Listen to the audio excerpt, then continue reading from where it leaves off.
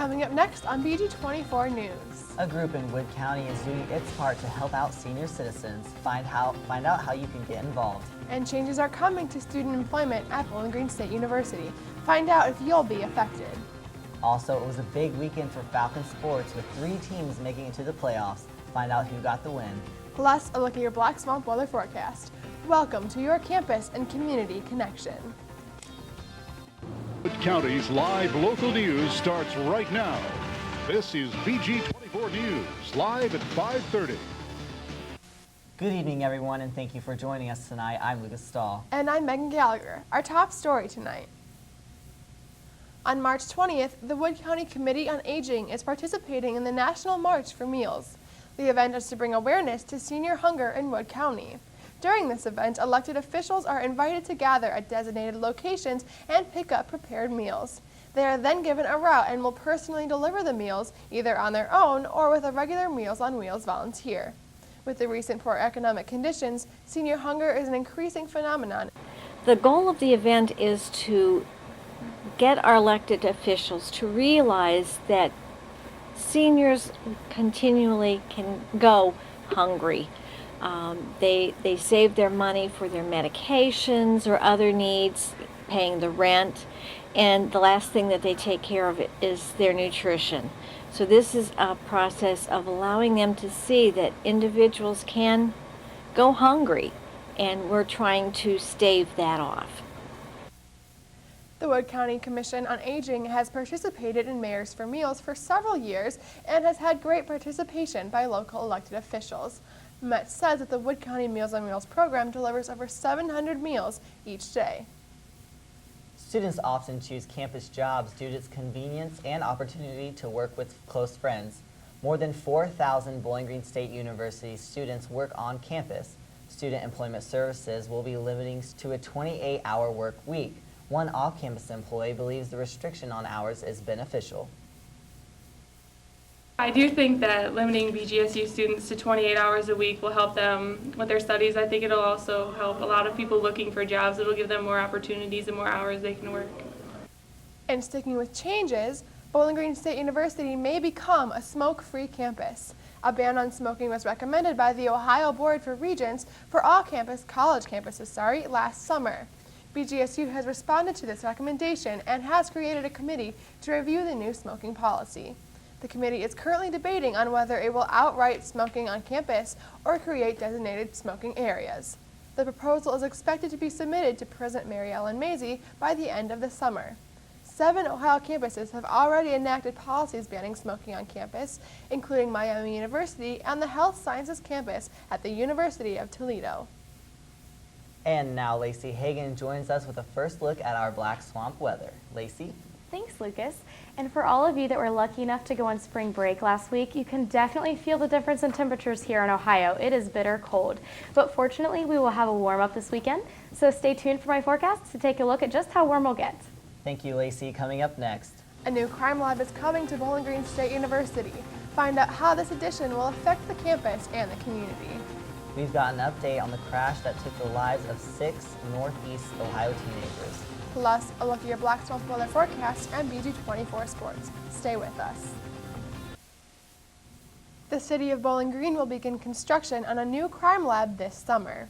The new lab will be located on the campus of Bowling Green State University at the corner of North College and Leroy Avenue. President Mary Ellen Mazie says she hopes that the addition of this new facility will enhance the criminal justice and science departments for BGSU. The lab will replace another regional lab in the area. Construction should be completed in the fall of 2014.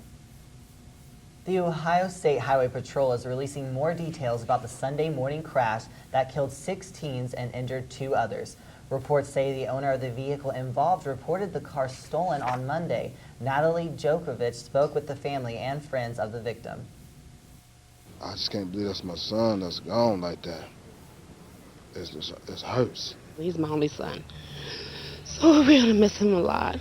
Derek and LaMaina Ray can only describe the loss of their 15-year-old son Dalen as devastating. Bubbly, joking around, always got them headphones in his ear, listening to music and stuff. Being loud. and coming up behind you and scaring you. They say the last time they talked to him, they encouraged him to stay out of trouble. Lisa Williamson also lost her son, 14-year-old Brandon Murray. She told us she hopes others take a lesson from what she's now going through. I just hope that these kids just realize that you need to stop and think and take heed. There are still lots of unanswered questions. The main one for many wondering where the car full of 18s was coming from and where it was going at 7 a.m. Relatives and friends tell us at least some were seen at a party late Saturday night. From what I understand, they were on their way back home, trying to get home before any of us woke up and find them missing. That issue is among many investigators are still looking into. What business did they have? What was their speed? Why did they crash? Were there drugs or alcohol? But more details released Monday evening partially answer one big question: how 19-year-old Alexis Kaysen came to be driving the 1998 Honda Passport registered to Marquis Stevenson of Youngstown. We've learned that he was visiting his sister, who is not Kaysen, about 2 miles from where the SUV crashed. According to this police report, he woke up to find his keys missing, and when he went outside to look for his vehicle, that was gone too. Two other important pieces of information came out Monday. Troopers found no defects on the vehicle that would have caused it to lose control, and they determined that none of the 18s inside were wearing seatbelts. The driver involved in the deadly crash did not have a driver's license. Toxicology reports will be completed in the next month. A judge today entered a not guilty plea for the suspected Aurora movie theater shooter, James Holmes. The judge's plea was a response to Holmes' attorney asking for more time to decide on the plea. The judge entered the plea of not guilty under the grounds that Holmes is mentally unable to stand trial. Many family members present at the hearing were unhappy with the judge's insanity plea, citing the months of planning Holmes invested into the shooting. Holmes is responsible for killing 12 people and injuring 58 during the shooting on July 12th of last year. Holmes' trial date has been set for August 5th. Coming up next, The search is on for a new pope. We've got the latest updates on the Vatican's decisions. plus the latest on the conflict with North Korea and their nuclear testing. Stay with us. Now, Wood County's live local forecast with BG24 Black Swamp weather. Hello, Wood County. Lacey Hagan here with a look at your local Black Swamp forecast. For our current conditions, we are sitting a few degrees above freezing at about 35 degrees. We are partly cloudy outside, and we have a bit of a breeze from the southwest. For tonight, we will drop down a few degrees below freezing, which will bring in the chance for snow showers, and we will have humidity at about 68% and a southwest breeze at 13 miles per hour. For tomorrow's forecast, we will reach 34 degrees, which again will keep the chance for snow showers around, but nothing accumulating. For tomorrow night's forecast, we will get down to 23 degrees and we will have a little bit of a cloud cover. No snow expected, so that will be nice. And for our temperatures outside, 33 seems to be the main temperature as we are experiencing about 35 in Bowling Green. So pretty cold everywhere around us. If we look at our precipitation, the only thing that we are seeing right now is the snow up to the north and also out to the west. We do have a little bit of snow, and that will make its way in. Just a couple flurries for tonight and maybe into tomorrow. For our national radar, we can take a look and see that all that precipitation right here that will hit us tomorrow night is pretty much going to clear up. Just a couple flurries, nothing major, no accumulation. And for our 5-day forecast, Wednesday we will be above freezing and we will carry that warm up into Thursday. And most likely into the weekend we'll be in the mid-40s. So for St. Patrick's Day, it looks like it'll get up to 39. So whatever activities you have planned, you definitely want to make sure you have the jacket this weekend. Well, I went on spring break and I went to Florida. And Lucas, I know you went to Florida too. And I thought I took the weather back with me, but now it's cold. Yeah, that definitely would have been nice for us that didn't get to go on spring break. It's really, really cold here in Ohio right now. Yes. Hopefully St. Patrick's Day will be nice. Yes, hopefully. Thank you, Lacey. Today is a big day for more than 1 billion Catholics around the world. The 115 Catholic cardinals gathered in Rome's Sistine Chapel to vote on the selection of the new pope. Each cardinal writes the name on a vote on a piece of paper. The cardinals cannot vote for themselves. They continue to vote until one cardinal receives 2/3 of the vote. then that cardinal will become the 266th pope. Nobody is allowed to communicate from or enter the chapel, and white smoke means a new pope has been elected. There is still no word on a new pope tonight. Even more controversy surrounding North Korea tonight. The country's top intelligence chief says the U.S. should keep up pressure against North Korea and Iran about their nuclear programs. Director of National Intelligence James Clapper testified before the Senate Select Committee on Intelligence today. Despite numerous sanctions, North Korea and Iran continue to move forward with their nuclear programs. That has led lawmakers to question whether U.S. threats are even working. Does deterrence work with a country like North Korea or Iran? Sort of the same question. Do they care? Mutually assured destruction, are they responsive to that kind of rational thinking that guided U.S. policy for 50 years? Are these countries like the Soviet Union that we can have some confidence that they're going to make a rational decision, knowing that if they do something crazy that they're going to be wiped out? Well, I do think I do think they both understand that. I'm not sure that that's particularly true in North Korea, where they would expect us to use a nuclear weapon, but they do. They certainly respect the capability of our military. They've gone to school on what we've done, starting with Desert Storm. I know that for a fact. So I think deterrence in this broadest context does work and does have impact on the decision-making calculus of these two countries.